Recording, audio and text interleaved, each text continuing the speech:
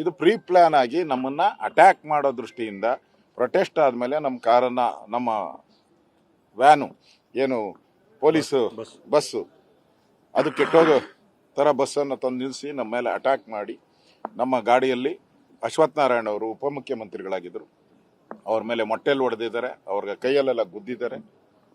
ನನ್ನ ಮೇಲೆ ಒಬ್ಬರು ಯಾರೋ ಲಾಯರ್ ಡ್ರೆಸ್ ಹಾಕ್ಕೊಂಡು ಬಂದು, ಅವ್ರಿಗೆ ವಿಡಿಯೋದಲ್ಲೆಲ್ಲ ಇದೆ, ನಿಮ್ಮ ವಿಡಿಯೋದಲ್ಲೂ ಇರಬೇಕು, CCTV ಕ್ಯಾಮ್ರಾದಲ್ಲದೆ ನಮ್ಮ ಹತ್ರ ರೆಕಾರ್ಡ್ ಆಗಿದೆ. ಬಂದು ಒಬ್ಬ ಲಾಯರ್ ನಮ್ಮನ್ನೆಲ್ಲ ಒಡೆಯೋಕ್ಕೆ, ದೊಣ್ಣೆ ತಗೊಂಡು ಬಂದು ಒಡೆಯೋಕ್ಕೆ ಬಂದಿದ್ದು ಇದೆಲ್ಲ ಆಗಿದೆ.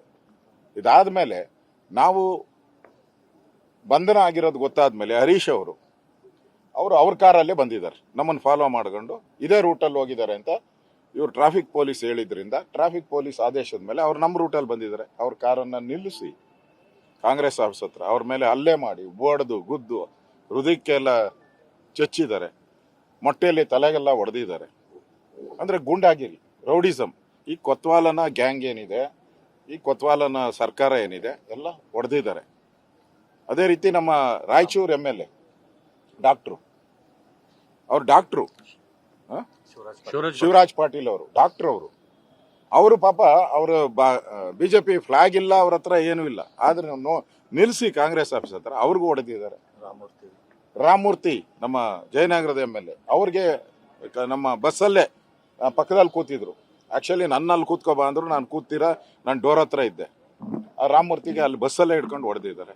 ಅಂದ್ರೆ ಕಾಂಗ್ರೆಸ್ ಪಾರ್ಟಿಯವರು ರಾಜ್ಯವನ್ನ ಗೂಂಡಾಗಿರಿಯ ರಾಜ್ಯವನ್ನ ಮಾಡಿದ್ದಾರೆ. ಇವತ್ತು ವಿರೋಧ ಪಕ್ಷಗಳ ಹೋರಾಟಕ್ಕೆ ಅವರು ಗೌರವ ಕೊಡಬೇಕಾಯ್ತು. ಯಾಕಂದ್ರೆ ಈ ಸರ್ಕಾರ ಇವತ್ತು ನಾಳೆ ಯಾವತ್ತು ಹೊತ್ತು ಇನ್ನೊಂದು ಅಮ್ಮಮ್ಮ ಅಂದ್ರೆ ಇನ್ನೊಂದೂವರೆ ವರ್ಷ ಸರ್ಕಾರ, ಇಷ್ಟು ಗೂಂಡಾಗಿರಿ, ಇನ್ನ 1.5 ವರ್ಷ ನೀವು ಗೂಂಡಾಗಿರಿನೇ ಮಾಡ್ಕೊಂಡಿದ್ರೆ ರಾಜ್ಯದ ಜನ ನಿಮ್ಮನ್ನ ರೋಡಲ್ಲಿ ನಿಲ್ಸಿ ಹೊಡಿತಾರೆ. ನಿಮ್ ಗೂಂಡಾಗಿರಿನ ಪೊಲೀಸ್ ಕಸ್ಟಡಿಯಲ್ಲಿದ್ದಾಗೆ ಅಲ್ಲೇ ಆಗಿರೋದು. ಪೊಲೀಸರೇ ಫೇಲ್ಯೂರ್ ಇದರಲ್ಲಿ ಪಕ್ಕ. ಅಂದ್ರೆ ಕಾಂಗ್ರೆಸ್ ಪಾರ್ಟಿಯ ನಿರ್ದೇಶನದ ಮೇಲೆ ನಮ್ಮನ್ನ ಇವೆಲ್ಲ ಮಾಡಿರೋದು, ಪೊಲೀಸವರಲ್ಲ.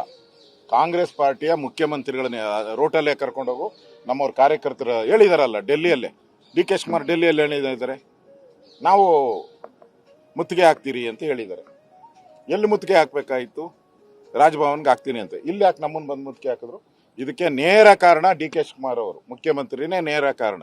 ಅವರ ಆದೇಶದ ಮೇಲೆನೆ ಪೊಲೀಸರು ನಮ್ಗೆ ಹಿಂಗೆಲ್ಲ ಹೊಡೆಯೋಕ್ಕೆ ಅವಕಾಶ ಮಾಡಿಕೊಟ್ಟು ಅಲ್ಲಿ ನಿಲ್ಲಿಸಿ ಎಲ್ಲ ಮಾಡಿದ್ದಾರೆ. ಇದು ಪೂರ್ವ ನಿಯೋಜಿತ ಕೃತ್ಯ.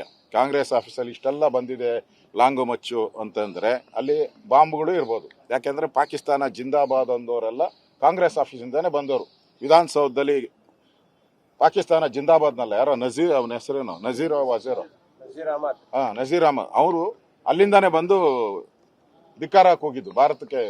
ಪಾಕಿಸ್ತಾನ ಜಿಂದಾಬಾದ್ ಅಂತ ಭಾರತದ ವಿರೋಧಿ ಹೇಳಿಕೆಯನ್ನು ಕೊಟ್ಟವರು ಅಂಥವ್ರು ಇವತ್ತು ಕಾಂಗ್ರೆಸ್ ಆಫೀಸಿಂದ, ಪೂರ್ತಿ ಕಾಂಗ್ರೆಸ್ ಆಫೀಸು ದೇಶ ವಿರೋಧಿಗಳ ಆಫೀಸ್ ಇವತ್ತು.